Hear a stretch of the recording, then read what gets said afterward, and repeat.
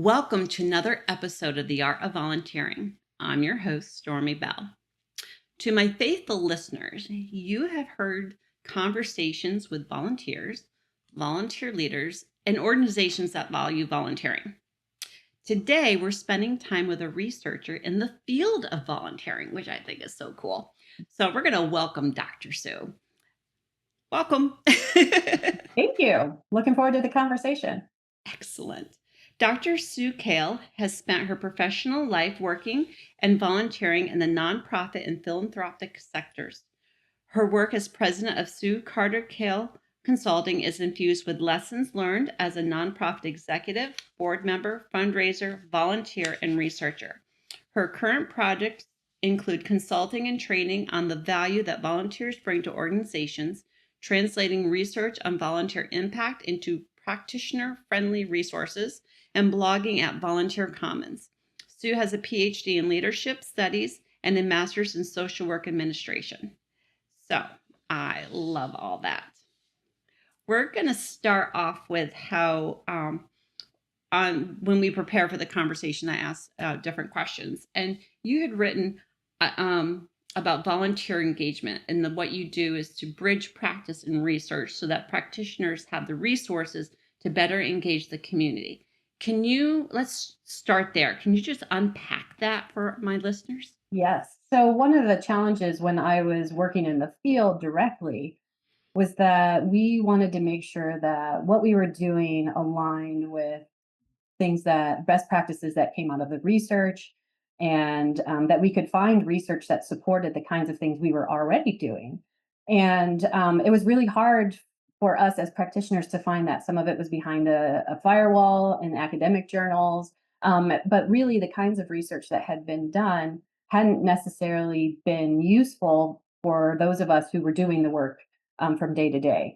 And so I thought, well, maybe I have to go do that research myself. And really, that's been what I've been trying to do is be able to conduct rigorous research that aligns with academic standards, but then translate it into to ask questions in the first place, and then translate it into language that's meaningful and useful for those who are doing the work day to day, who don't have time to do that research themselves in most cases.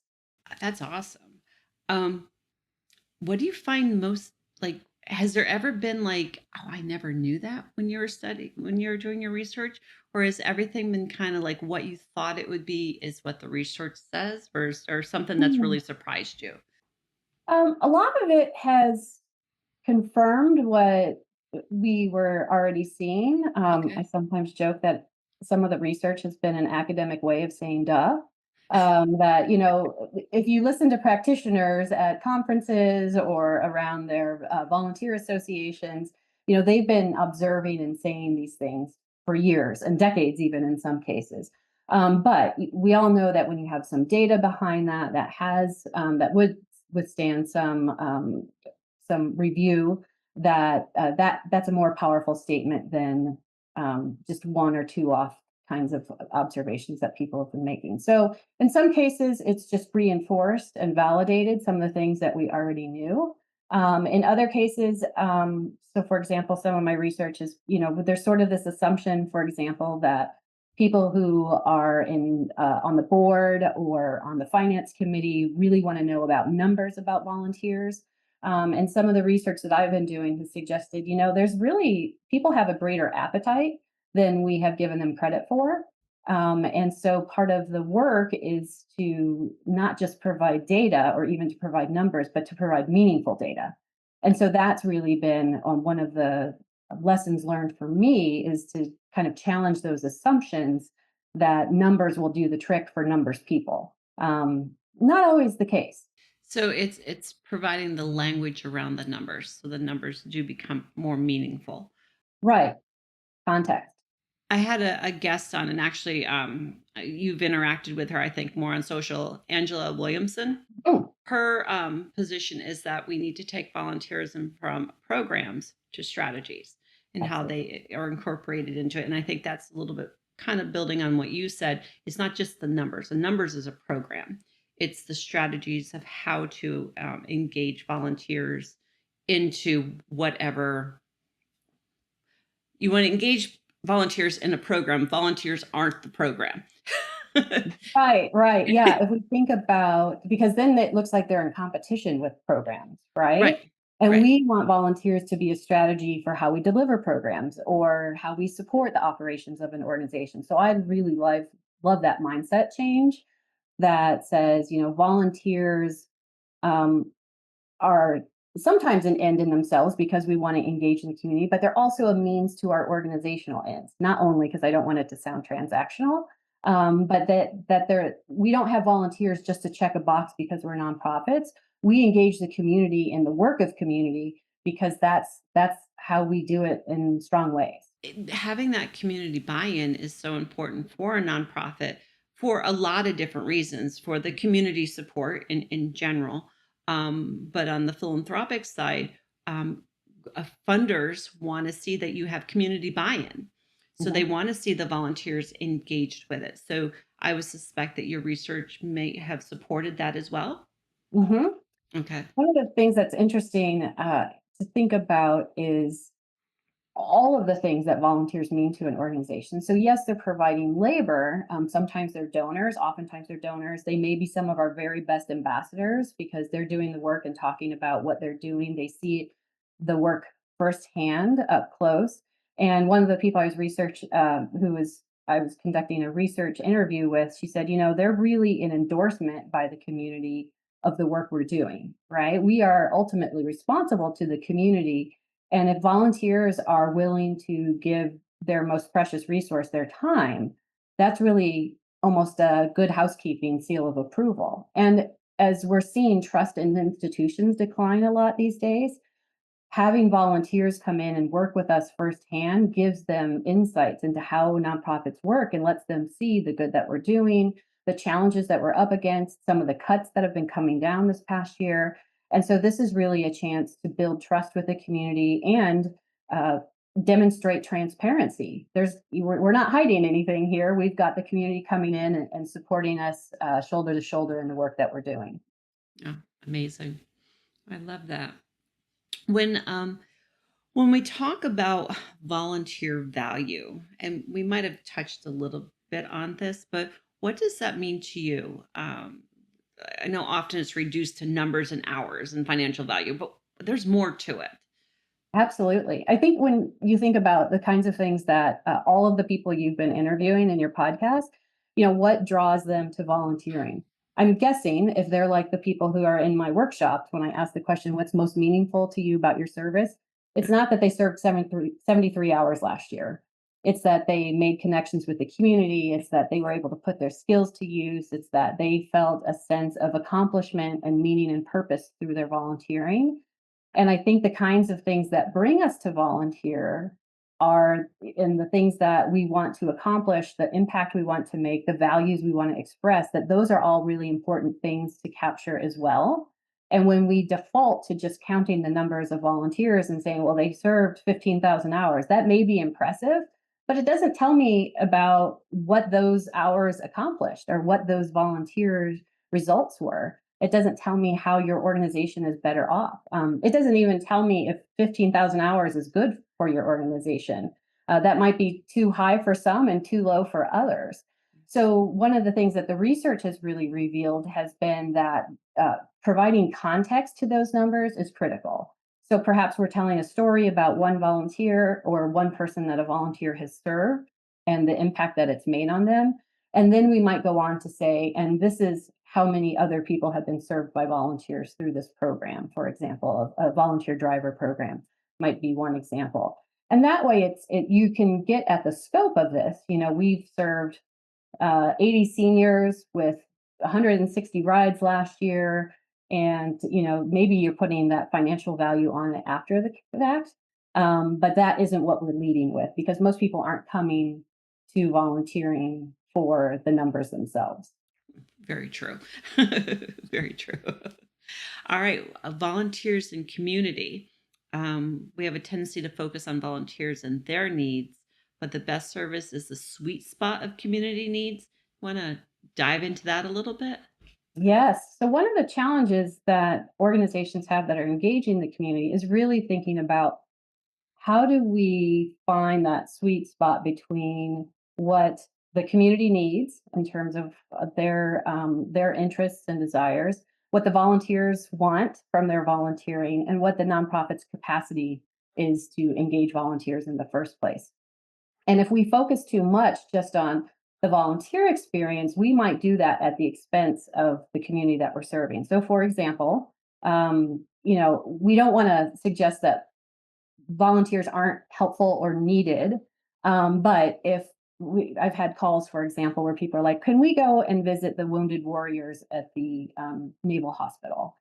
And that may make the volunteers feel good, but those service members who may be going through a very significant recovery don't want to feel like they're just there for people to parade through.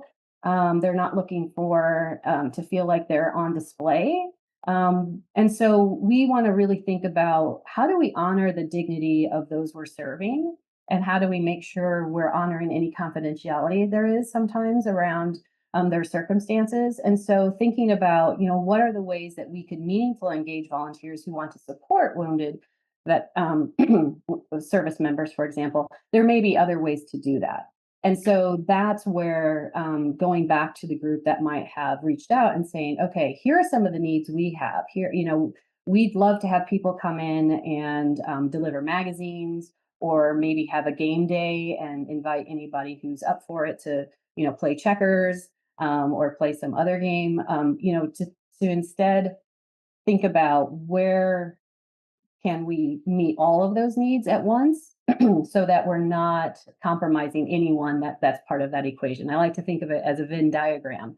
And how do we find that magic spot in the middle of all of the circles overlapping? I have a friend who's a development director in a nonprofit that meets has their needs are quite sensitive. And so Mhm. she goes, I like to play like the Jedi mind trick. You want to volunteer, but I really need you to do this. Yeah, So she's helping bring in like, I need you, but not the way you're thinking. We need you in yeah, other ways. right. And just having them uh, just think a little bit bigger or broader than what they were coming in or thinking that they wanted to do.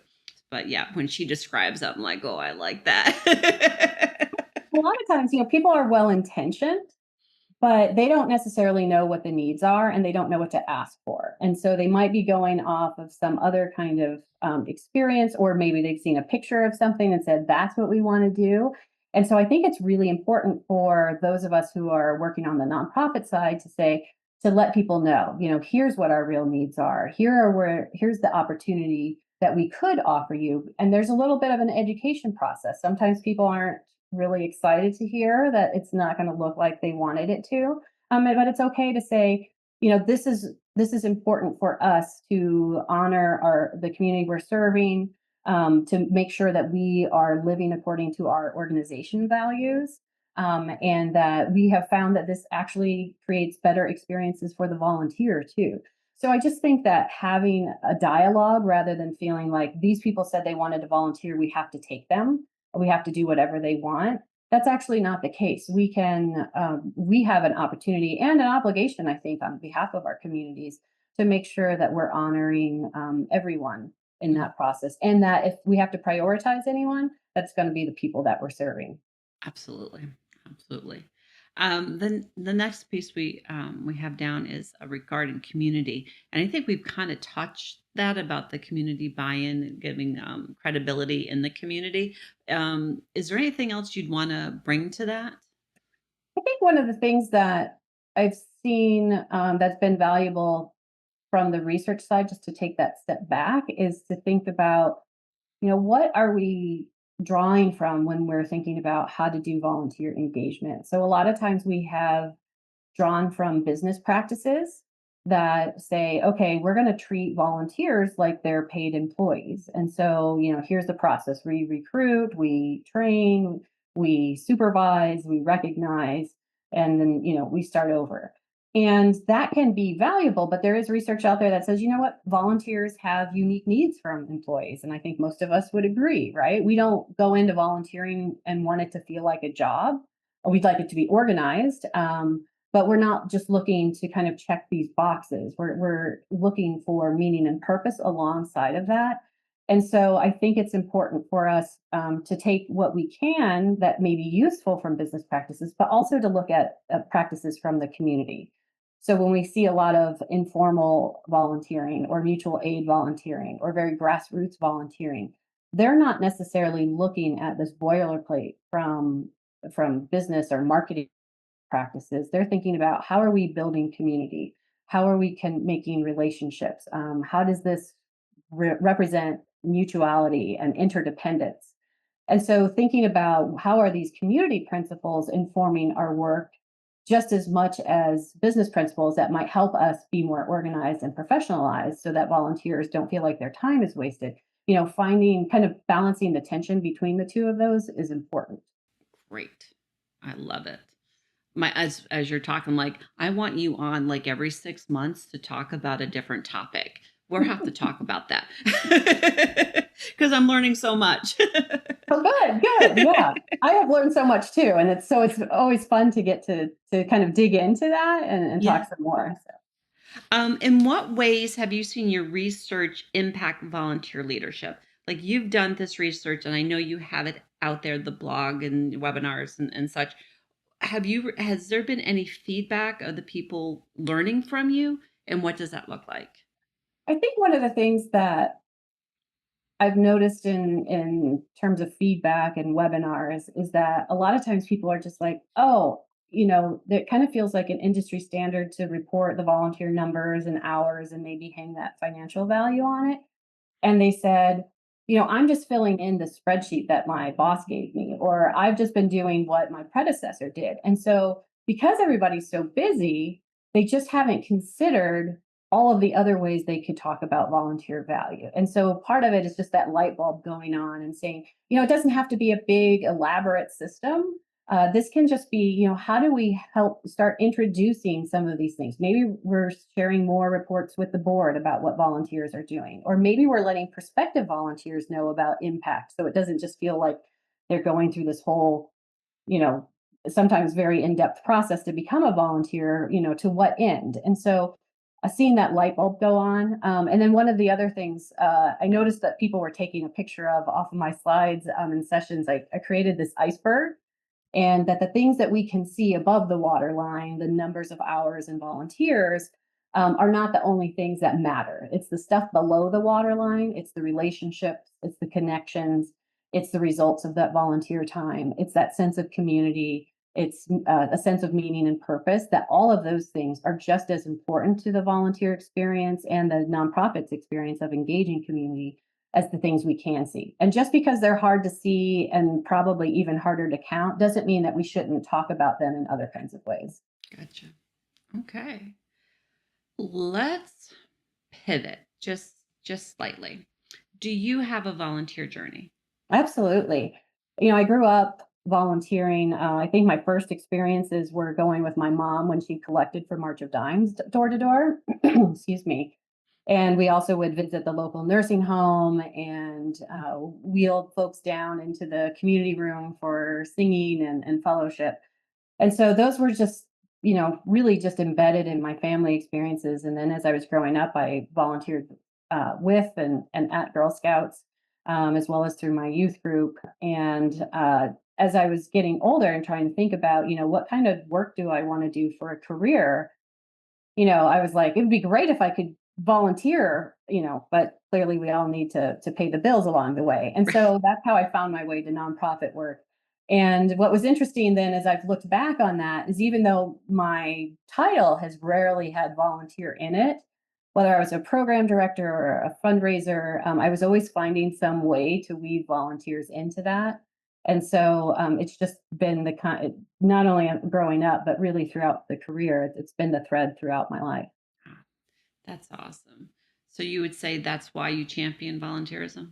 It is, I think that volunteers are doing some incredible work, and we kind of tend to go to the numbers or these really aspirational stories, and there's a lot of middle ground. Mm. And so, I think that that's where we have an opportunity to shine more of a light on that. We are almost at the end of our conversation. It's been I've, like I said, you're coming on again. Um, I want to give you the mic. I want you to love on the work that you do and the impact that's being made by volunteers. Well, I'd love to highlight the work that volunteer managers do, or people who may not be official volunteer managers, but who have some responsibility for engaging them. I think that work is incredibly nuanced, and a lot of times it's gotten short shrift in our organizations because that hasn't necessarily been a priority for funding. And yet, these folks are the ones who are working at the intersection of community and nonprofits, and they're getting really creative about how do we bring in the community with all of these different skill sets and interests and availability, and finding ways for them to meaningfully engage. And that's a really there's an art and science to that. So I love that you've got the art of volunteerism as your podcast title, because I think that that's an incredible skill, especially as a lot of people are looking around the world and saying, what can I do? How can I help? Volunteer managers are the ones who are answering that and helping people feel like they can find fulfillment and purpose. I find, well, it's kind of like my tagline that individuals transforms the fabric of our society through volunteerism. Um, we're in a day and age where everyone's pulled in different directions, and when you give of yourself to help the person next door, you're really impacting that fabric, and just really bringing it to a new level that you might not have thought of. And once you do, there's all the benefits of being a volunteer that have been discussed on other podcasts. So I just want to thank you for sharing. So thank you for being on today. I've enjoyed our conversation.